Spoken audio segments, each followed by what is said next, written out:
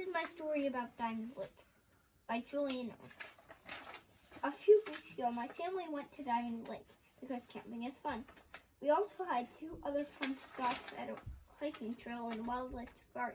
One of the best things was going to the beach at Diamond Lake, but the most interesting thing happened at a wildlife safari. First, we went to Diamond Lake. Here are a few of the things we did at Diamond Lake. It was really cold. We usually woke up at 5 a.m. We went to the beach. I skateboarded down the hill. I would roast my breakfast on a fire. We would get our firewood around our campground. Next, we drove home. On our way home, we stopped at a man-made waterfall. It was a hot trail. There were lots of rocks to climb on the trail. The waterfall seemed as if it was screaming. There was a huge tree that I climbed on. I almost fell down the cliff. We stood on a tree that looked like a fort. Then we got in the car and drove some more. Then we stopped at a wildlife safari. We saw moose, bulls, hawks, and crows. We also saw camels that had 2 humps and a huge group of zebras. We saw a bull elk taking a bath in the pond.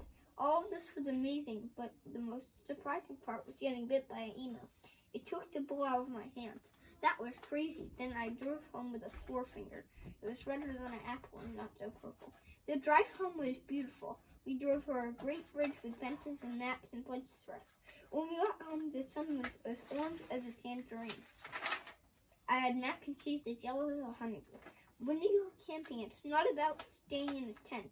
Camping is about enjoying the outdoors and nature and wildlife. One thing I learned is that when you go camp to the wildlife safari, never feed an emu.